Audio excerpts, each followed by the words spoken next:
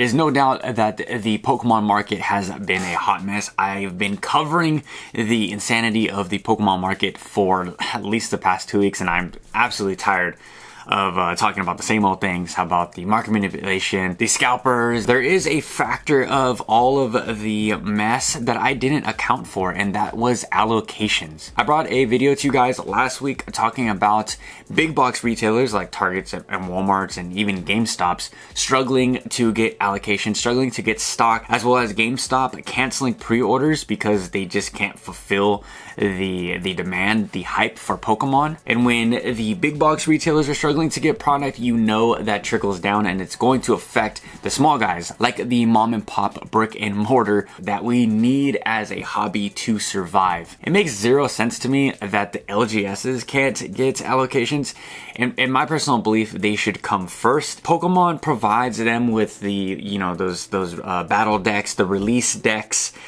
For the newest sets, they supposedly care about LGSs, but it seems like in the most recent releases, they're getting the short end of the stick, and I personally believe that they are the backbone of the Pokemon community, because LGS's main focus is to provide cards to players, which is what Pokemon was meant to do. It is a trading card game and is made to be played. I do understand that supply from different allocations is different from Pokemon, but I do also understand that it is a giant trickle-down effect that eventually gets to the LGSs. The last video I watched was Mason from CNA Games, one of my favorite YouTubers. He's just a super down-to-earth LGS store owner, and he tells it like it is. He went over his allocations once again for Journey Together, and it was looking rough. This video really pulled on my heartstrings because you can see the pain in his eyes and the amounts of stress that these LGSs are provided with. It really sucks because they already don't make a lot of margins. There's so many other places that collectors and investors can go and open packs, collect packs. We have card shows, we have flea markets, we have OfferUp, we have whatnot streams, TikTok, eBay Live, all that stuff. And they have to compete with all that. So, like I said, I think that they should get the biggest allocations. I think if you have a brick and mortar store, a LGS, that you should get the most allocations, especially when you're someone like Danny Phantom, a big Pokemon YouTuber, probably, top 3 biggest Pokemon YouTuber. He also goes over his allocations for Journey Together. He went over allocations for Prismatic Evolutions. For these two gentlemen to have so much skin in the game, to be ordering Pokemon cards when Pokemon wasn't popular, the City in Flames, the Paldea Evolves, they should be rewarded. Usually how allocations work, you build up a relationship with them by constantly buying the newest sets. You're gonna also pick up, those like League Battle decks, stuff that people don't want, collection boxes. You're building up a repertoire with these allocations so that when the Prismatic Evolutions comes out, the Journey Togethers come out, you're rewarded. You're like, hey, we've seen that you've spent a lot of money with us for this past 2-3 years. 5 years, whatever, 10 years, whatever it is. We're going to give you as much as we can because you've been a loyal customer. But it just seems like it's not the case. When Danny Phantom released his video, I think it was like last month, 2 months ago, talking about allocation problems, that's when I really started to have my ear, to the streets. I was like, okay, this could be a bigger problem than what I thought. This could be the reasoning why the Pokemon market is what it is. A lot of people want to point at the scalpers, the investors, the rip and shippers, but at the end of the day, it really comes down to how Pokemon is distributing this product. Mason from CNA Games was also talking about him having to support these scalpers, having to support the OfferUps, Facebook Marketplace, etc., because he just needs to have Pokemon on his shelf. He has to have something for people to come in to rip, something for people to say, hey, at least this guy has Pokemon, maybe for the next set or the set after that, that they remember that, hey, this LGS has Pokemon. Okay, cool.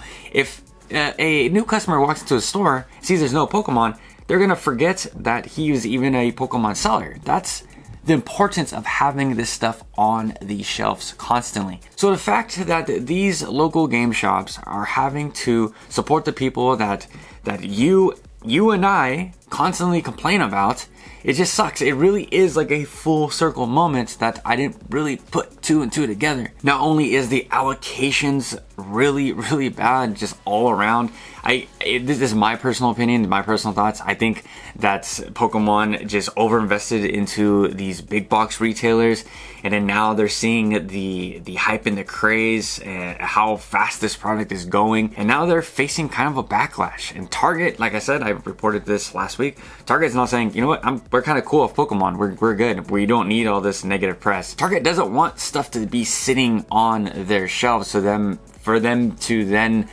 have to put it on sale to sell. No, they want that thing is gone as fast as possible. But they also want it to be really smooth and not a health hazard, a insurance policy waiting to happen with all those videos, people tackling each other, people, pushing Target employees, all that stuff. It just is a very, very bad look for both Target and for Pokemon and Walmart and whatever. Costco is one of the other places as well that just are probably going to step back from Pokemon because these scalpers have just left a sour taste in their mouths for all of us. It only takes a real small portion of the hobby to come in and to ruin it for everybody. That now I can't get Costco Pokemon cards for quite some time, if they ever come back. I got inspired by Mason's videos from the CNA games. I'm gonna link his stuff in the description. I followed there was multiple LGSs that were making videos about the allocations, and they also had their quick little speculations of why we're at this supply shock for Prismatic and then now Journey Together. It seems like a lot of them also think that it's a big shipping problem, which I'm on the fence with. I mean, Mason did make a solid point saying, like, let's just say there's a couple thousand of ripping shippers. They're going through cases and cases and cases a night. Let's say they work for a company on whatnot, and they're doing it seven days, 7 nights a week. I mean, you really multiply that, it's going to add a giant supply shock. And I know there's going to be pushback on this video saying, Henry, rip and shipping has been around for past 10 years. Sure, but it has not been at this level. Everything that we've seen in the past is now 100x worse. And when we take companies like Rip and Shipping, it's really tough to compete with that side of the market. I understand you guys are gonna say it's the investors because you guys just simply don't like the investors. Trust me, I hear you, but I do see the big problem as far as, like, if we can't get product, if LGSs can't get product, if there is nothing on Target's shelves, and we see Rip and Shipping platforms, companies ripping thousands of packs, and I think there is something to be said here. More food for thought is that Pokemon right now is in a real printing bind. Like I said, I've multiple YouTubers, LGSs have said the same thing. I believe it is the case. I believe that Pokemon did not account for all this volume so fast. As much as credit as you give Pokemon to them having, their ear to the streets, them being really tapped in with the Pokemon community, they do stuff like this that I'm just like, why? You guys know that Prismatic Evolutions is going to be a giant set. Journey Together is going to be a big set. You just know that the back end is just going to heat up. You guys have to ramp up the printers. And I do understand that they also have to protect their butt as a company. They can't be like, okay, we're just gonna open tons of other printing facilities to then print more, but then once a Gen 10 comes or Gen 11 or whatever, Pokemon falls out of favor. Now we're just sitting there with these warehouses printing these cards that nobody wants. I understand that as well. But what I think Pokemon is going to do is I think that Pokemon is going to turn on their printers in this back end, right when we're absolutely almost done with Generation 9, I think Pokemon is going to tank this market into the ground. We've seen it before, and again, history always repeats.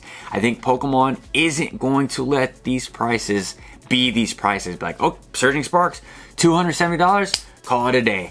Prismatic Evolutions, ETB, $200, call it a day. That's not what's gonna happen. If I'm a betting man, which I am, I'm gonna bet on Pokemon over and over again. That's why I advise you guys to just stay far away from these hyperinflated booster boxes. This market is just skyrocketing.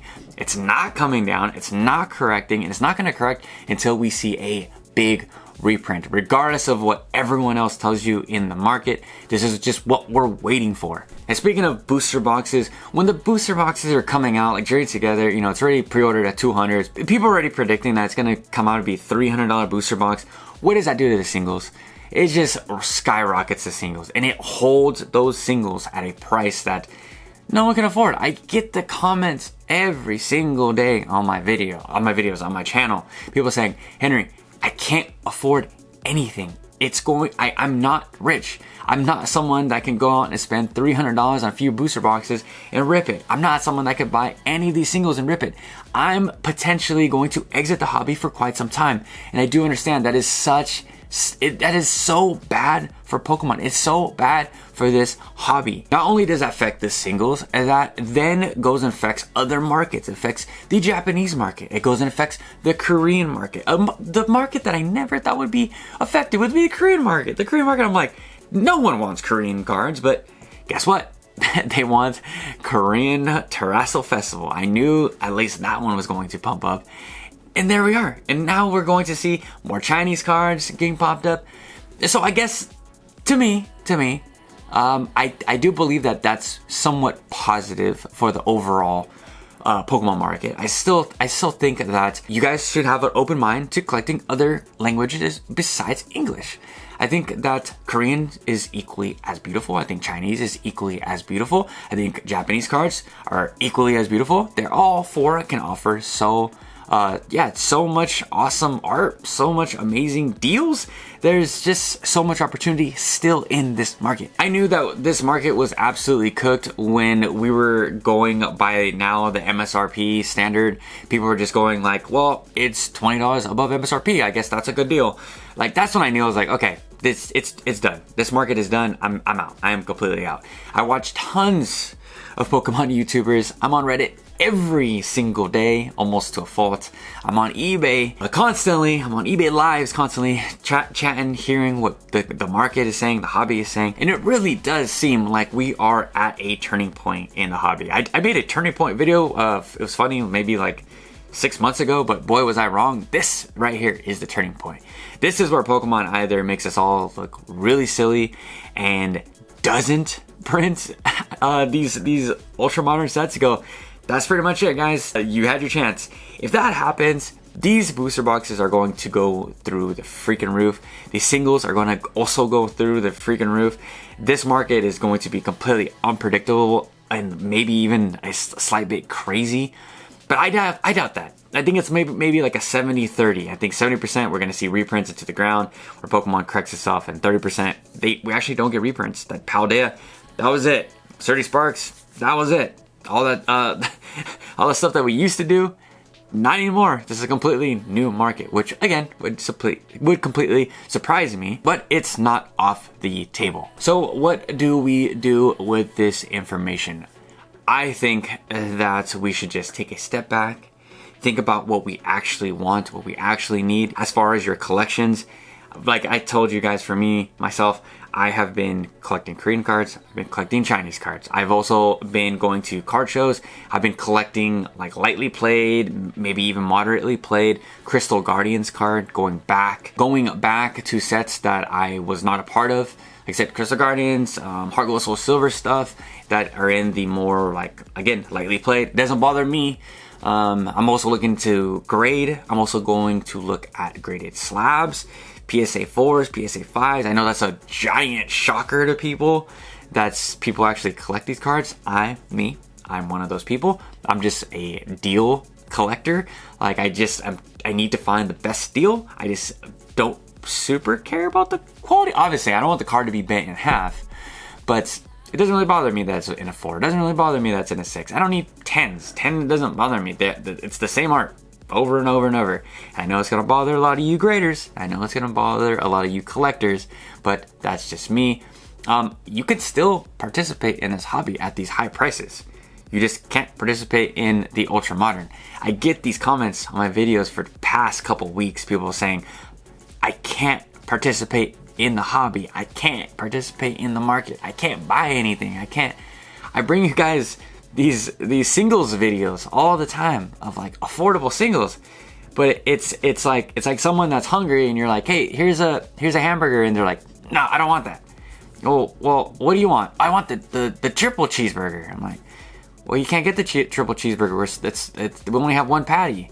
No, I want the triple cheeseburger. That's like, this is what the market is right now. They're just so unhappy with what's available. I brought you guys videos of the Japanese booster boxes that are still out there. I said mask of change, and everyone's like, no one wants mask of change. It's gonna change. That exact like thought process is going to change once we see massive change. And Japanese go to like $100 a booster box, $80 a booster box, and I know a lot of you guys are going to say there's no way it's going to happen. Just wait. If this market continues to pump, just wait. I can see Crimson Haze getting to $80, $100 box. You guys don't think it's going to happen? Just wait. Anything can happen in this market. Did I think Battle Styles was going to do what Battle Styles is doing right now? No. I just collected Battle Styles because I like Battle Styles. I enjoyed the set. I had a bunch of fun. I love the booster box. So I decided to invest my money into Battle Styles. And look what it's doing right now. 2x returns. Almost like it's probably going to get a 3x return this next year. All of this stuff eventually goes up. It's collectibles, supply and demand, as we can see right here in real time with Prismatic, with Journeys, etc. But just have some little bit of patience. Wait it all out. I know it's tough. I know it's really tough to see all these cards just shooting up in price. People, running to the stores, grabbing some packs, opening some packs, pulling the big evolution that's worth almost $2,000. People submitting these grades and then coming back, and it's like, wow, I just made $50,000. Guys, it's fine to just take a step back. It's fine to be an average collector like myself. I also had to deal with hype and FOMO for quite some time, and now I could just kind of turn it off. I just been buying a bunch of like cheap singles from Japan. So that's all I got for you guys for today's video. Let me know how you guys feel about the allocations. Is it completely unfair that how Pokemon is just dealing out these allocations, how they're not rewarding the people that have been rocking with Pokemon for quite some time? I'd love to hear what you guys have to say. Or is it still scalpers? Is it just a scalper problem? Let me know that or anything in the comment section down below. Till tomorrow, I'll catch you guys with a fresh new video. It is Pokemon Day tomorrow, so I am hopefully going to get my boy Eric back on the podcast for Thursday. I'll have tons of coverage. I'll try to be the first to get it out. So with that being said, catch you guys tomorrow. Peace out.